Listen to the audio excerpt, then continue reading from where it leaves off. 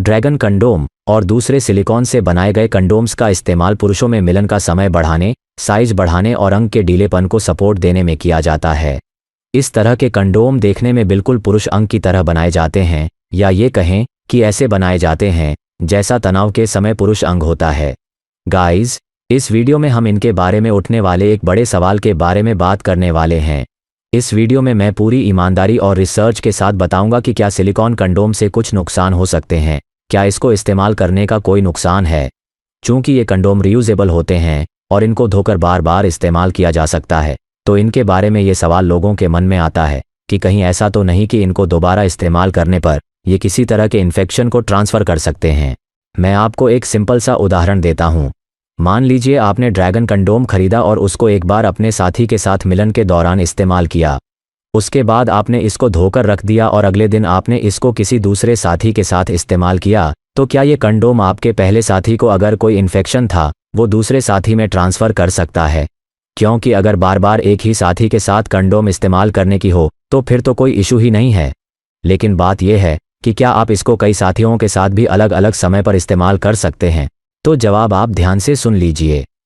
देखिए, वैसे तो एक से अधिक साथी के साथ एक ही सिलिकॉन कंडोम का इस्तेमाल वैसे नहीं करना चाहिए, लेकिन अगर आप सिलिकॉन कंडोम को इस्तेमाल करने के बाद प्रॉपर्ली कीटाणु मुक्त कर लेते हैं तो ऐसा करने में कोई प्रॉब्लम भी नहीं है। लेकिन इसके लिए आपको सिलिकॉन कंडोम की सफाई की पूरी प्रक्रिया को फॉलो करना होता है। आपको सिलिकॉन कंडोम के साथ एंटीबैक्टीरियल लिक्विड सोप का इस्तेमाल करना चाहिए। पहले आपको कंडोम को अच्छी तरह पानी से धोना चाहिए ताकि इस पर लगा आपका और आपके साथी का फ्लूइड पानी में बह जाए।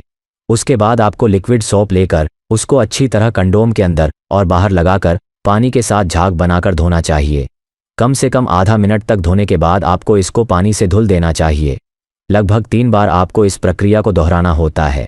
ऐसा करने से सिलिकॉन कंडोम पर लगे जर्म्स या कीटाणु पूरी तरह खत्म हो जाते हैं और किसी भी तरह का इन्फेक्शन लगने का चांस नहीं रहता है। अब यहाँ पर एंटीबैक्टीरियल या एंटीमाइक्रोबियल साबुन का क्या मतलब है? आप पूछेंगे कि घर पर मौजूद सामान्य साबुन क्या इसके लिए काफ़ी नहीं रहेगा? देखिए, वैसे तो आप उससे भी इसको धो सकते हैं, लेकिन ख़ास किस्म से बनाए गए एंटीमाइक्रोबियल साबुन कीटाणुओं को बेहतर तरीके से ख़त्म करते हैं। जैसे कि ट्रस्टविंड क्लिनिक से अगर आप सिलिकॉन कंडोम मंगवाते हैं तो आप उसके साथ सिलिकॉन कंडोम क्लीनर लिक्विड भी ले सकते हैं। इसमें tea tree oil, rosemary oil जैसे एंटीसेप्टिक और एंटीबैक्टीरियल हर्बल इंग्रेडिएंट्स डाले गए हैं जो इन्फेक्शन को प्रभावी ढंग से खत्म करते हैं। अगर आप चाहें तो बाजार से कोई भी अच्छा एंटीमाइक्रोबियल सोप ले सकते हैं, लेकिन मैं ट्रस्टविंड क्लिनिक द्वारा दिया जाने वाला लिक्विड क्लीनर ज़्यादा रिकमेंड करूंगा। धोने के साथ साथ ये भी ज़रूरी है कि आप कंडोम को इस्तेमाल के बाद किसी साफ धुले हुए कपड़े से अच्छी तरह सुखा भी लें तो ज़्यादा अच्छा रहेगा। अब आखिर में मैं आपका बचा हुआ डर भी दूर कर देता हूँ।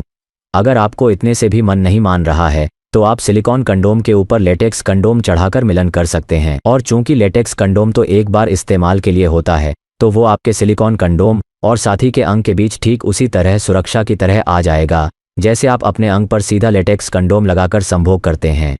तो इस तरह आप हर बार अपने सिलिकॉन कंडोम पर नया लेटेक्स कंडोम लगाकर मिलन कर सकते हैं और 100% सुरक्षा प्राप्त कर सकते हैं। हमारे पास आपके खास पलों को बेहतर बनाने के लिए सिलिकॉन कंडोम्स, वैक्यूम पंप्स और कई सारी दूसरी डिवाइसेस उपलब्ध हैं जो न सिर्फ आपके वैवाहिक जीवन को बेहतर बनाती हैं बल्कि आपके शरीर को स्वस्थ रखने में भी मदद करती हैं। आशा करता हूँ कि मेरे द्वारा दी गई जानकारी आपके काम की रही होगी। फिर से एक नई वीडियो में मिलेंगे नई और उम्दा जानकारी के साथ। तब तक के लिए आज्ञा दीजिए। धन्यवाद।